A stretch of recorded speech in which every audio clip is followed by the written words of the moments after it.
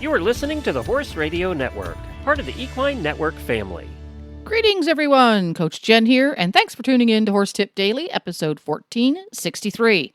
Today's tip is a conversation I had with Johanna Sheehe, a lawyer and equestrian, about what to have in a sales contract.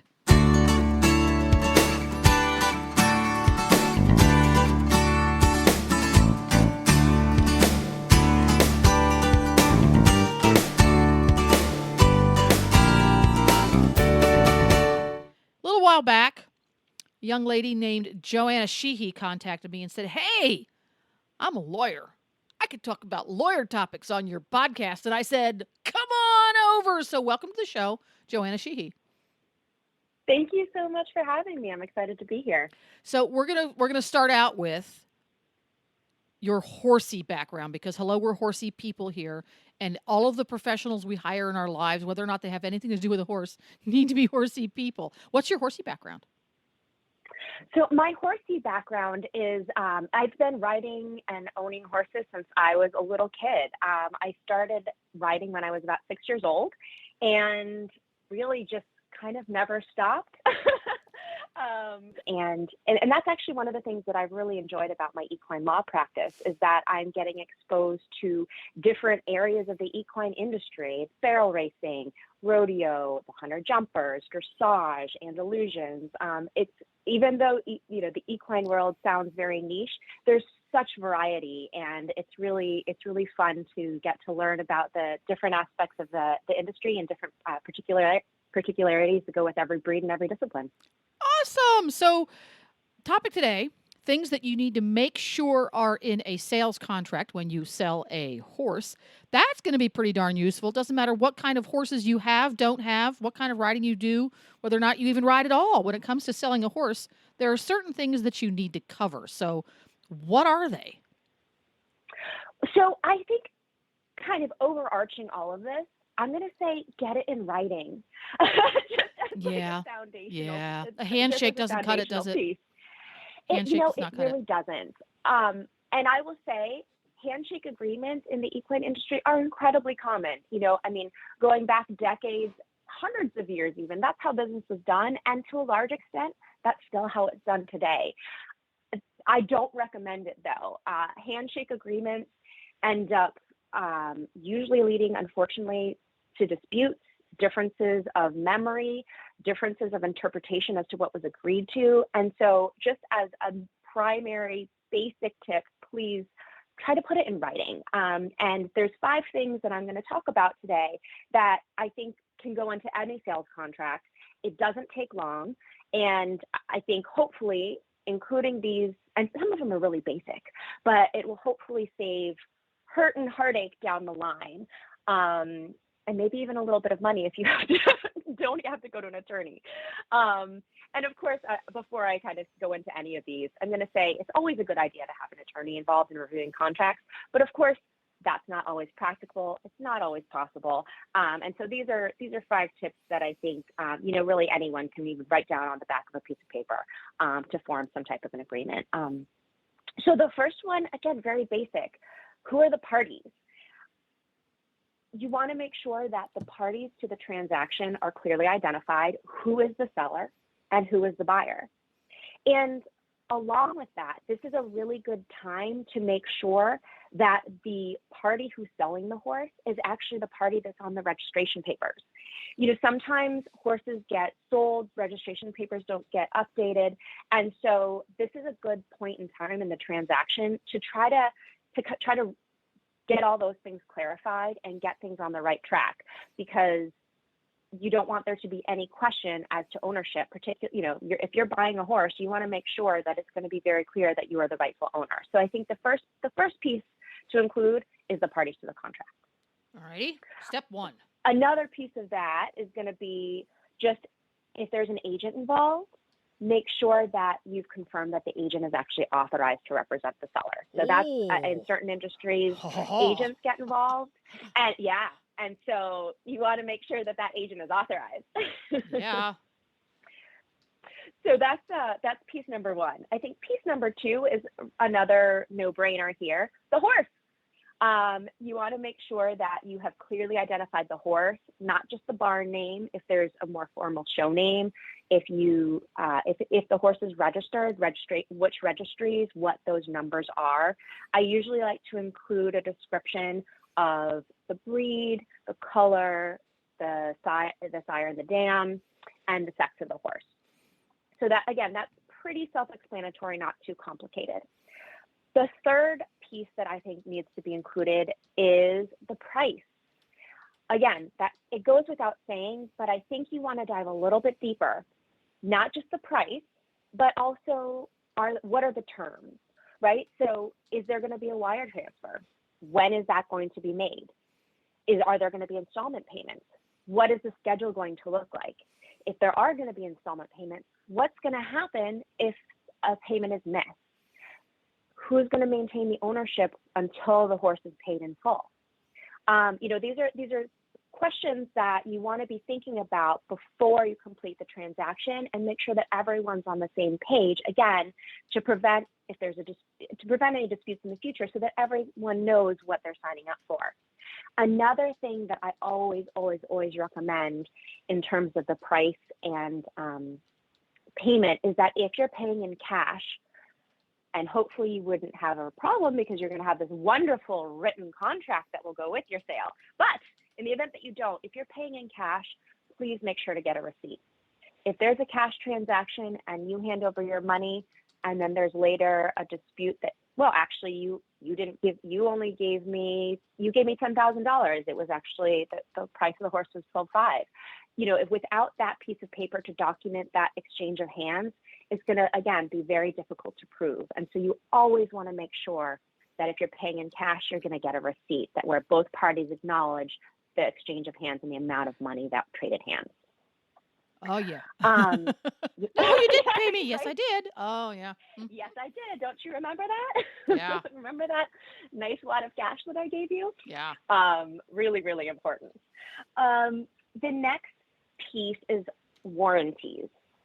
And so what warranties are they're promises that are made, and they're legally enforceable promises. So at the most basic level of warranty that I'd like to see in a contract is that the seller is the owner of the horse, and that the seller has the authority to make that sale. Let's stop there. Let's stop there a second. So at the beginning, we said, make sure you have written down the parties, the buyer and the seller. Correct. So not only do you have to have the name, the proper name, and hopefully the address and the proper legal address of the buyer and the seller you have to make sure that seller acknowledges or has acknowledged that they have the legal right to sell that horse. Yeah. Because that's different than just saying who they are, isn't it? It's very different. Yeah. Uh-huh. Because exactly. That it's different. Saying, "Oh, I'm selling you this." That's a different representation than saying, "I own this horse and I'm allowed to sell it to you." And of course, as I mentioned, we talked about agents briefly. Sometimes an agent is going to be the one who's going to do this transaction, but you still want to make sure that it's clear in the contract that the agent is acting on behalf of the seller, and that the seller is the rightful full owner of that horse. That is the horse owned in partnership. Well, you certainly want to make sure that in the contract it's very clear as to who has the horse and that they're authorized to sell it. Because I have a quick question here, because Sure. I was just reading a story about a horse that's gone AWOL because it was borrowed, given away, now it's disappeared, blah blah blah. So we have an agent. Agent Fred is selling Thunder to prospective buyer Sarah. Fred says, "I'm the agent and I have the legal right to sell this horse to you for the owner." Is it important in that contract to say specifically who the owner is? I would. I think that I like to include that, because I would also likely reach out to the seller to confirm that there is in fact this agency agreement. Well, You know, that's and a why I lot was of times, curious, because if you have an agent who is a little bit less than honest, or in this case, maybe a lot less than hmm honest, he can just say right, that, oh yeah, I have permission to sell Thunder, and then 9 months later, you see Thunder's previous owner, at a horse show, and they say, why are you riding my horse? Because they didn't really have an agreement. Now you're kind of stuck as the person you bought Thunder. Do you really own Thunder? Ah, well, see. and that exactly, and these are the types of problems that we try to avoid when we have these written agreements. So that's what could You know, happen certainly, if you have an but agent exactly. who doesn't say who the owner really is. Yeah. Okay. Exactly. Right. Exactly. So, and why making that representation in the contract? You know, the seller is making a promise that has the authority and is able to do that. So there is legal recourse, but we have a legal fight. Now we have attorneys involved. Now, you know, things are starting to go downhill, and we have a horse. We have two families that believe that they own Thunder, and there's only one of Thunder. Yeah. So Well, and then the- now you've ended up with a case of he said, she said, because if there was no written agreement between the agent and we're going to say previous owner, then Mhm. the previous owner says, no, I didn't give you permission to sell Thunder. And then the agent says, well, yes, you did on that conversation we had at the restaurant on Thursday night.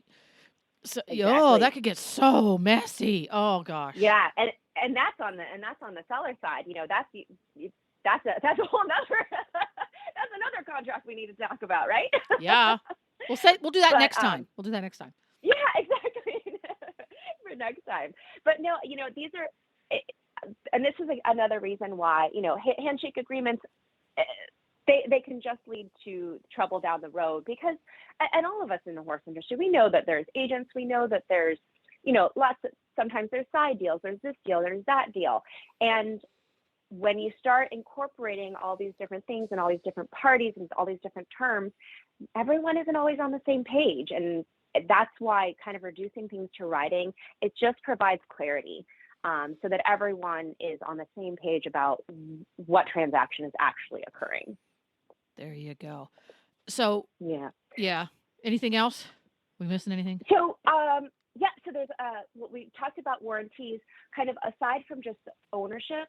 You know, if the seller is making a representation such as that the seller is going to be, that the buyer's relying on, for example, doesn't crib, no known maintenances, no vices, anything in particular that the buyer is really relying on and to make this purchase, you want to include that in the contract. And if the seller isn't willing to put that in writing, that's probably a little red flag to the buyer, right? So that's warranties. You want to make sure, as a fifth point, just everyone signs it. You want to make sure you have both the seller and the buyer signing that contract to show that both have read, understood, and are in agreement to the terms. And then just like an ancillary piece of something to consider, which I know this is really technically number 6, but one thing that I do want buyers and sellers to consider is the risk of the loss. So what is risk of loss? If, for example, I'm a buyer here in Florida, I'm making a purchase of a horse in Minnesota. I've gone out, we've done our pre-purchase, we got our contract drafted, and I send the money. I still don't have that horse. Now the seller has my money and the horse is in Minnesota. The horse has to get to Florida. Well, what happens in the interim? If the horse gets injured, if there's colic, if God forbid the horse dies, who bears the risk of that loss? Does that automatically transfer to the buyer, or does the seller bear some responsibility? What happens, kind of who's bearing that risk of injury in that intermittent period? And one of the reasons that this is also important is that you want to make sure, if this is a horse that's insured, either, you know, for mortality, major medical, so on and so forth, that the buyer and the seller are able to get their coverages in place in order to cover that risk of loss. So that's just another thing to be thinking about. It's not always applicable. You know, sometimes the buyer might go to the farm and with the trailer and leave with the horse, right? But when there's a gap in time, it's just something that's good to be thinking about. Yes, that's the CYA. Yes, that makes perfect sense. CYA. Okay, Yes, ma'am. Yeah. One Words to final live by. question. Yeah, one final question for you, Johanna Sheehe. Is there such an agreement? Could this happen? I'm going to go and buy Thunder. And who should write up the sales contract? Should it be the buyer or the seller? What's better? You know, 6 of one, a half dozen of the other. your attorney. Your attorney. There you go. Right. You know, I would say it depends on. I don't think there's a better. Okay. I think that if I'm the seller, then I'm probably going to be wanting to draft the contract with terms favorable to me. If I'm the buyer, I'm going to want to be drafting it with terms favorable to me. There you go. You know, that makes perfect sense. I don't think there's a best choice. I think that what you want to make sure, though, is that both parties are able to have input to come to an agreement that both are happy with. And if you're not happy with it, don't sign it? If you're not happy with it, don't sign it. Right. You know, as I said, if you're a buyer and the seller is not willing to, you know, put in writing that they own the horse and that you know, it's not a crib or XYZ, these statements that you relied on, you're not willing to put it in writing, that might be a red flag, right? I think that might be the biggest lesson of all, because we get emotionally attached to that horse the minute we touch his hair. And yes. you get the agreement drawn up, and if both parties, whether you're buyer or seller, if you can't feel comfortable with all of the bullet points in that, I'm going to call them bullet points because they're generic, just all the things in that contract aren't making you happy, or if there are things that are in there that they're asking you to sign on that you don't like, is it really a good idea to go through with it? Think about that real hard, huh? Yep. There we go. Well, thank you very much, Johanna Sheehe, for stopping by and helping us out with some legalese and how to keep ourselves from getting into mischief. For people who want to stalk you appropriately, ask you questions about equine law, where can they find you? SheeheeandAssociates.com. You can also find me on LinkedIn, where I have a profile, and the firm has a profile as well. We post about developments in equine law, articles, and things like that. And we'd love to hear from you. Well, there you have it. Horse Radio Network has thousands of engaging podcasts for horse people, and you can have them sent right to your phone. Just subscribe via your favorite podcast player.